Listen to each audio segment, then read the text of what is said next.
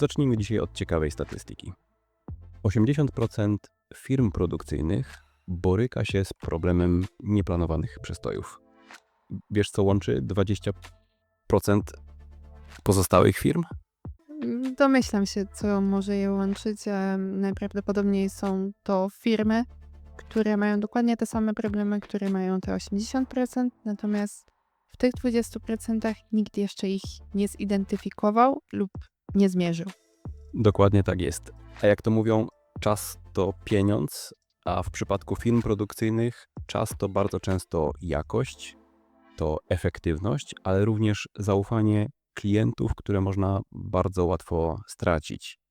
I z mojego doświadczenia, im dłużej czekamy, tym drożej płacimy. Cześć, ja nazywam się Jacek Kwek, a razem ze mną Sandra Niedźwiedź? na co dzień w Soldis pomagamy menedżerom produkcji, by wdrażanie rozwiązań Smart Manufacturing było rzeczywiście smart. Przejdźmy od razu do konkretów i może zadam od razu pytanie, jakie są najczęstsze przyczyny przestojów produkcyjnych? Głównie są to awarie maszyn, błędy ludzkie i problemy organizacyjne, ale także braki kadrowe. A często zdarza się też taka sytuacja, że któreś z tych poszczególnych problemów nakładają się z innymi, co generuje jeszcze większe problemy produkcyjne. Spróbujmy to może troszkę pogłębić. Jakie awarie techniczne najczęściej prowadzą do zatrzymania produkcji? Tutaj zaczęłabym od zużywania się części. Musimy pamiętać o tym, że te maszyny pracują często przez 24 godziny na dobę bez przerwy, więc jasne jest, że poszczególne elementy ulegają zniszczeniu na skutek tej ciągłej pracy. To jest jedna taka kwestia. Drugą kwestią jest błędy sterowania. Pracownicy nie zawsze są w pełni przeszkoleni do używania poszczególnych sprzętów, przez co też jedna mała pomyłka może zatrzymać proces, produkcję na kilka godzin. No i ostateczną albo ostatnią rzeczą, którą chciałabym przedstawić, jest to, że nie monitorujemy, nie przewidujemy tego, kiedy maszyna powinna pójść do konserwacji, kiedy powinna zostać przejrzana, ponieważ nie mamy danych, które mogą temu służyć. Wspomniałaś o problemach organizacyjnych. Czy takie problemy organizacyjne mogą być równie kosztowne, równie krytyczne co awarie maszyn? Jasne, że tak. Zwróć uwagę na to, że tutaj, jeżeli mówimy o awariach maszyn, no to, co wymieniłam, zużywają się części, pracownicy nie zawsze są przeszkoleni, czy też nie mamy zaplanowanych konserwacji. Natomiast jeżeli mówimy o problemach organizacyjnych, no to wiąże się to również z personelem, który raz nie zawsze jest przeszkolony, dwa działa w pośpiechu, przez co maszyny są też narażone na pomyłki pracowników, ale też w momencie, kiedy dojdzie do jakiegoś problemu produkcyjnego, nie mamy procesów awaryjnych, nie mamy zapewnionych planów awaryjnych, dzięki którym możemy szybko zareagować na pojawiający się problem i ostatecznie generujemy koszta, większe koszta. To, co wspomniałeś na początku, im głębiej w las, tym większe koszta ponosimy. Okej. Dotknęłaś też dość wrażliwego miejsca, mianowicie kadry, ludzie. W jaki sposób błędy ludzkie czy błędy kadrowe wpływają na produkcję? Zawsze jestem ostrożny w tym obszarze, ale ciekaw jestem Twojego rozwinięcia. Zwykle to są jakieś banalne rzeczy, złe ustawienia parametrów, jeżeli mówimy o samej pracy człowieka przy maszynie. Właśnie złe ustawienia parametrów, pomyłki przy przezbrajaniu, czy tak jak wspomniałam już, pośpiech. Dodatkowo braki kadrowe. Jeżeli no wchodzimy teraz, akurat mamy taki okres, że wchodzimy w sezon urlopowy, część ludzi wypadnie nam z codziennego grafiku z tego względu, że wyjeżdżają na wakacje, ale musimy też przewidzieć sytuacje nieprzewidziane, czyli L4. Każdego dnia ktoś nam może wypaść. Pojawia się większa presja, pojawia się sytuacja, w której produkcja musi zostać przeplanowana i nagle brakuje nam personelu. Wyobrażasz sobie, co może się dziać w momencie, kiedy brakuje nam personelu na daną maszynę. Maszyna stoi lub też pracownicy, którzy są zaplanowani gdzieś indziej, muszą zostać albo przeplanowani, albo dostają coraz więcej pracy. W związku z tym pojawia się, w związku z tą presją nierzadko pojawia się wypalenie zawodowe generujące nam pracownicy się zwalniają i powstają nam kolejne braki kadrowe. I tutaj koło się zamyka, nie mamy personelu, pojawia się kolejny problem. Czy są w takim razie jakieś sposoby, żeby te najczęściej występujące przyczyny w jakiś sposób zmitygować, żeby ich uniknąć? Mhm. Zbierajmy dane. Po pierwsze zbierajmy i monitorujmy, analizujmy dane. Myślę, że to jest jeden z takich podstawowych i kluczowych części całego procesu produkcyjnego, który pomoże nam uporać się w miarę szybko, zareagować na powstające problemy produkcyjne. Pomoże nam zidentyfikować symptomy, zanim coś się zepsuje. To w kontekście tych awarii maszyn. Mhm. No dobra, zbierajmy dane, ale znam wiele przykładów firm, które te dane zbierają, a mimo to nie wyciągają z tego żadnych wniosków. Dlaczego firmy tak rzadko wykrywają awarie, zanim one się wydarzą? Odpowiem pytaniem na pytanie, czy te dane są monitorowane i analizowane. Bardzo często nie. Bardzo często nie. Firmy zbierają dane, nie analizują ich i przez co też nie są w stanie zareagować na to, co się dzieje. Z tego względu, że nie wyciągają wniosku z tego, co pozbierały. Mhm. Okej. Gdybyśmy mieli teraz się tak zastanowić, jakie są najgorsze konsekwencje zbyt długiego czasu reakcji na problemy produkcyjne, ja osobiście powiedziałbym, że jest to utrata klienta, spowodowana utratą zaufania klienta, to z kolei spowodowane zbyt długim czasem oczekiwania na produkt Lub co gorsza, też gorszą jakością samego produktu. Mm, lub powtarzającym się opóźnieniem lub powtarzającą się złą No jakością i myślę, że produktu. tutaj możemy bardzo długo wymieniać jeszcze lub, albo co z czego wynika. Mm, Na pewno ciągle będę wracać do tych danych, które mamy, bo jeżeli mówimy tutaj, zaczęłabym w ogóle od samego spadku wydajności procesów. Jeżeli widzimy, że monitorujemy te dane, widzimy, że ta wydajność spada, jesteśmy w stanie w miarę szybko zareagować na pojawiające się problemy, pojawiające się sytuacje awaryjne, a dzięki czemu minimalizujemy jednak te koszta, które ewentualnie powstaną w wyniku napraw. Mhm, okej.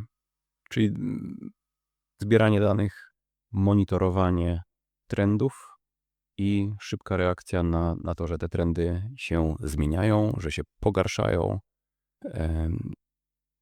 Predykcja, innymi słowy. Mhm. No dobra, jak w takim razie zredukować czas reakcji na problemy? Nazbieraliśmy tych danych, co jeszcze z tym możemy zrobić? Tak jak już mówimy, że nazbieraliśmy te dane, no to zautomatyzujmy jakoś te procesy. I nie mówię tutaj o automatyzacji w ramach bardzo kosztownych systemów, tylko skoro mamy dane, no to już zróbmy do tego jakiś proces, co będziemy z nimi robić, jak będziemy je analizować, jak często, e, co chcemy osiągnąć przez monitorowanie takich parametrów.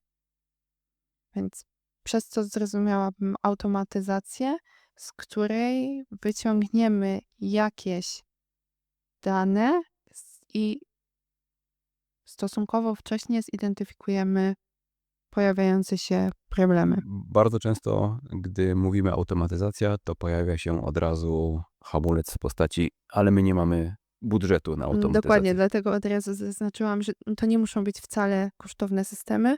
To może być zwykły Excel, już weźmie po prostu tego Excela, w którym te dane będą gromadzone i analizowane z jakąś częstotliwością. W jakimś konkretnym procesie, który jest zdefiniowany dla tego Tak, konkretnego w jakimś konkretnym celu. Tak, celu. żeby Mhm. zidentyfikować żeby po pierwsze zachować przejrzystość danych, ale i szybką identyfikację i wymianę informacji w zespole. Mhm.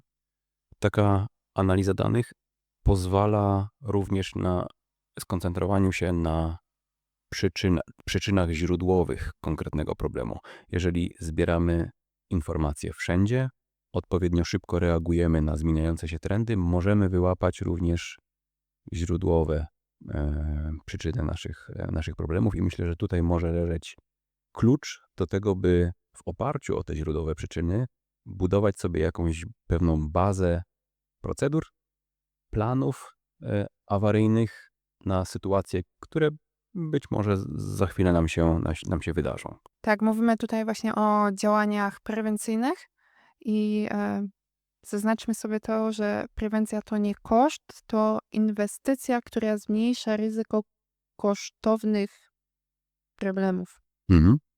No a dzięki temu właśnie, że już mamy jakiś tam zbiór informacji, możemy szybko reagować na problemy. To jest raz. A dwa, te braki kadrowe, o których wspominałam, na to też możemy w miarę szybko i elastycznie zareagować. Przez elastycznie mam na myśli przeplanowania i automatyczne dopasowania grafiku do aktualnej sytuacji na hali. Mhm. Okej. Czy coś jeszcze tutaj w sferze potencjalnych rozwiązań będziemy omawiali? Nie wiem, czy wspominaliśmy o planach awaryjnych? O tym chyba nie mówiliśmy jeszcze, prawda? To też bym zaliczyła do metod szybkiej reakcji albo metod szybszej reakcji na właśnie problemy. Brak planu awaryjnego potrafi wydłużyć taki czas reakcji na kryzys.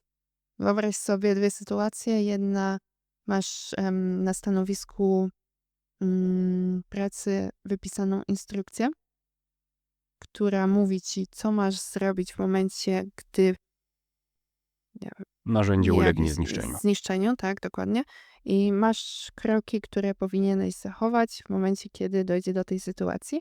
Drugie stanowisko, gdzie nie ma kompletnie żadnej dokumentacji, nie ma żadnego procesu. No i dzieje się tam dokładnie taka sama sytuacja.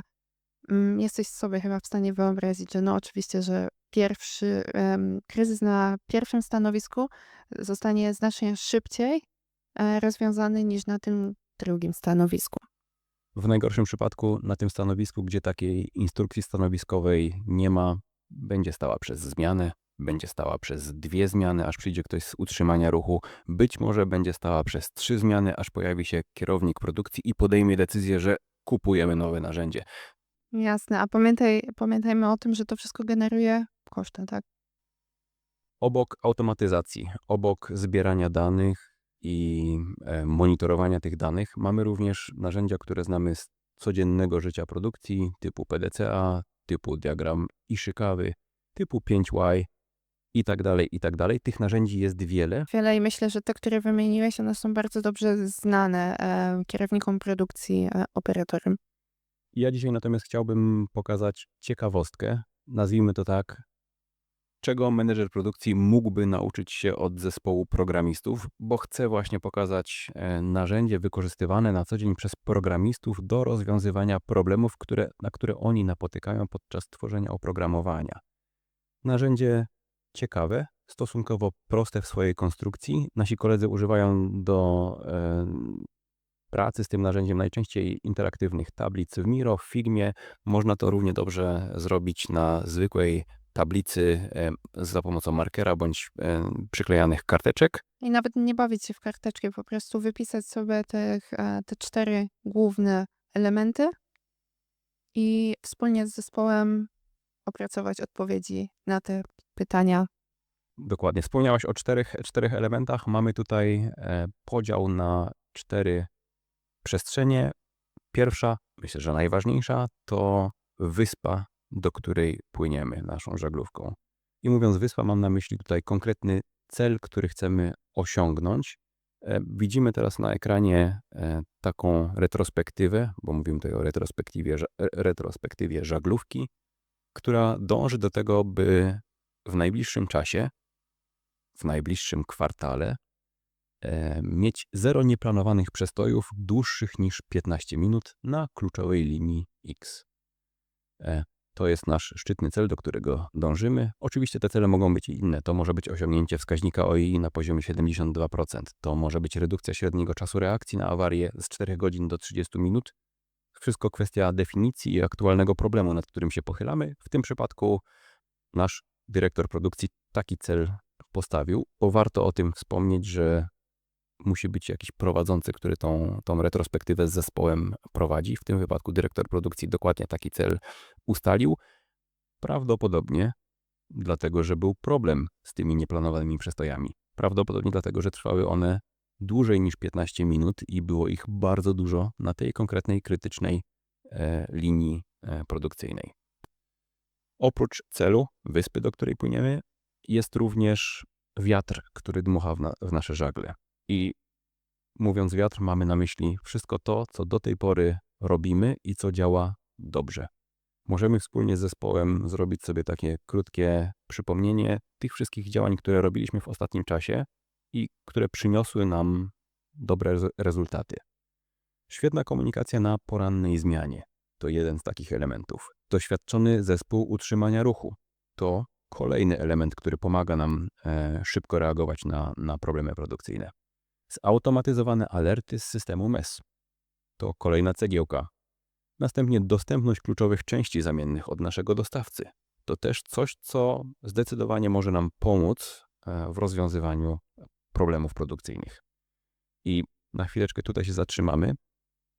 Ten wiatr, który dmucha w nasze żagle, jest czymś, co odróżnia retrospektywę żaglówki od innych metod rozwiązywania problemów, które znamy z produkcji. To jest Bo wyróżnik. mówimy już o tym, co działa, co jest pozytywne. Bardzo często podczas rozwiązywania problemów ten aspekt, co działa, co jest ok, jest pomijany albo, powiem inaczej, on jest przemilczany. Natomiast kluczowym jest to, żeby na chwileczkę się nad tym pochylić, zaraz do tego przejdziemy dalej, bo może to całkowicie zmienić sposób, w jaki podejdziemy do rozwiązywania naszego problemu. Oprócz wiatru mamy również kotwicę, czyli wszystkie te czynniki, które aktualnie nam przeszkadzają. W tym przypadku wydłużają nasz czas reakcji na problemy produkcyjne. I jednym z takich może być, zanim się zorientujemy, że coś jest nie tak, mija godzina. Czyli najnormalniej w świecie brakuje nam danych w czasie rzeczywistym. Kolejnym problemem, operator musi znaleźć majstra, majster musi zadzwonić po utrzymanie ruchu, a czas ucieka. Komunikacja w najprostszej formie, tutaj też widać, że jakieś problemy są. Utrzymanie ruchu przychodzi i nie wie od czego zacząć, bo zgłoszenie to maszyna nie działa. Kolejny Bardzo problem. nieprecyzyjny opis awarii. Tak jest. Muszę czekać na decyzję kierownika, którego akurat nie ma. Pojawi się dopiero na pierwszej zmianie dnia następnego. A nikt inny nie może przejąć tego obowiązku, ponieważ procedury eskalacji są bardzo złożone. Dokładnie tak. Kolejny problem. Tylko jedna osoba wie, jak naprawić tę maszynę, a jest aktualnie na urlopie. I nie przekazała tego koledze z działu. Dokładnie. I jesteśmy ugotowani do końca tygodnia. I oprócz barier mamy jeszcze 4. obszar. To wszystkie te ryzyka, które mogą spowodować katastrofę podczas rozwiązywania problemu, ale również jeżeli zaniechamy jakichkolwiek działań naprawczych w danym momencie. Czyli skały, które możemy napotkać w naszej podróży. Odejście jedynego eksperta odpowiedzialnego za ten kluczowy proces. nagła utrata kluczowego dostawcy części zamiennych, awaria krytycznej maszyny, która nie jest objęta konserwacją predykcyjną. Te wszystkie skały na naszej drodze mogą spowodować w najbliższym czasie katastrofę i nad tym trzeba koniecznie się pochylić.